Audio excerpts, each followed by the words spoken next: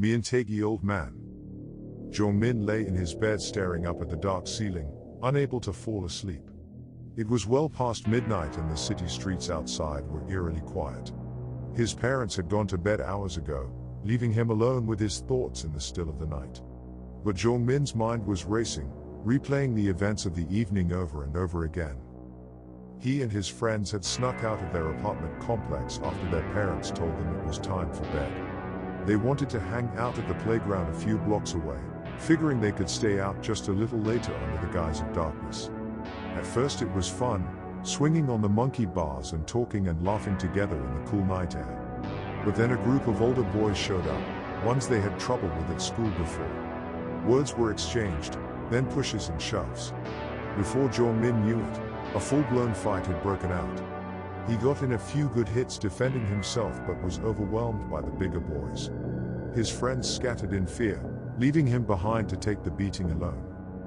Bleeding and bruised, Jongmin limped home as fast as he could, hoping his parents were still asleep and wouldn't see his battered state.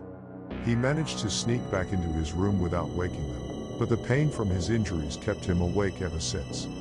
Now he replayed the encounter over and over in his head, cursing himself for disobeying and sneaking out after dark.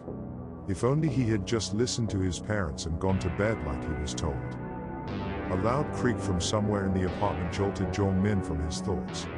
He held his breath, straining to listen for any other sounds in the dead of night.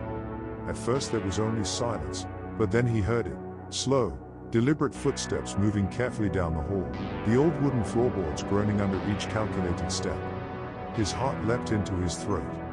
His parents' room was at the other end of the apartment. Those footsteps were coming from somewhere else, from deep within the darkness.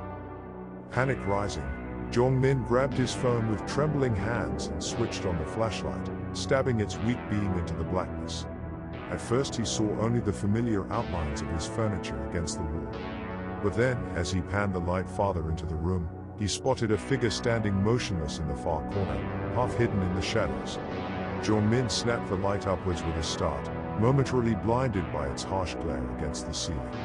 When his vision adjusted again, he shined it back to the corner with dread. The figure was gone. He scrambled out of bed as quietly and quickly as he could, wincing in pain from his injuries. Moving to the door with agonizing slowness, he gripped the knob and turned it ever so gently, praying it didn't creak. Slowly, ever so slowly, he pulled the door open just a crack and peeked out into the hallway beyond. At first he saw nothing but the gloom.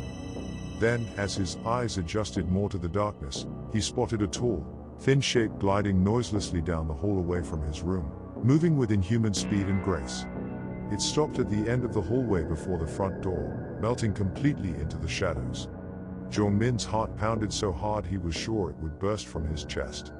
With trembling hands, he reached for his phone to call the police, only to find the battery was dead.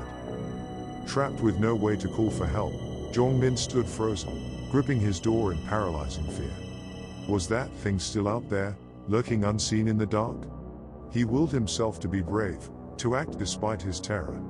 Steeling his courage, he counted to 3 under his breath and flung the door fully open, half expecting to find the intruder right outside, ready to grab him. But the hallway was empty. He crept down the hall on shaking legs, jumping at every tiny sound. Reaching the end, he summoned all his willpower and leaned out to peer around the corner. The front door stood ajar, the locks torn away from the frame like they were made of butter. Jongmin stumbled backwards with a gasp, mind reeling with inconceivable panic.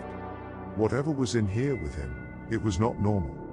And it had just left the way it came, vanishing into the night like a ghost. With no other choice, he stumbled to his parents' room and pounded on the door, too terrified to enter alone. "Mom! Dad! Wake up! Please wake up!" he screamed, tears now streaming down his battered face. His parents woke with a start and flung open the door, taking in Jongmin's hysterical state with alarm. "There's something in the apartment," he blubbered through choked sobs. It was in the hallway and it left through the front door, but it wasn't normal, it tore the locks off.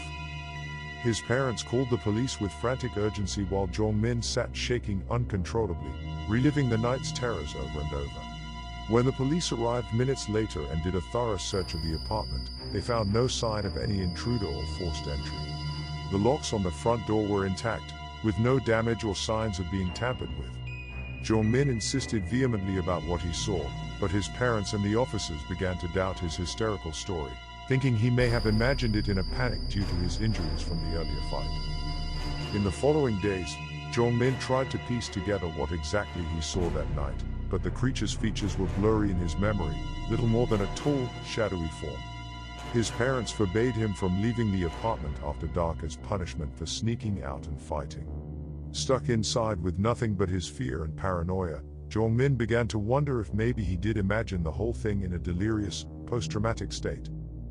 A week later, he heard the news. The 3 boys he had fought at the playground that night had vanished without a trace from their homes, disappearing into the night just like the figure Jongmin insisted he saw. Their frantic parents reported finding no signs of forced entry or struggle, just empty bedrooms and broken locks on the front doors, identical to what Jongmin described. The police had no leads, no evidence, nothing to go on but 3 mysteriously vanished children and Jongmin's intertwining account that was beginning to seem all too plausible again in hindsight. A creeping dread settled over the city as the implications sank in. Something had been watching and was snatching disobedient children right from their beds under the veil of darkness, leaving no evidence of its existence behind but broken locks and terrified eyewitness accounts that nobody believed until it was too late. Jongmin rarely leaves his room now except for school, too terrified of what may be waiting for him outside in the grasping shadows of the night. His parents installed enhanced security systems and don't let him out after sunset, but he still can't shake the feeling that something is there, silently stalking the city streets for its next victim. Some nights he swears he sees a pale figure passing outside his window, drifting along like a humanoid wraith before melting back into the dark. The police have no answers, no way to track or stop the elusive kidnapper. All Jongmin knows is that whatever is out there can tear through locks and steel like air, and will snatch the moment rules are broken under the uncaring night sky. The creature is but a whisper of fear on the lips of children after sunset in this city, a reminder that darkness still harbors terrors beyond any nightlight's glow.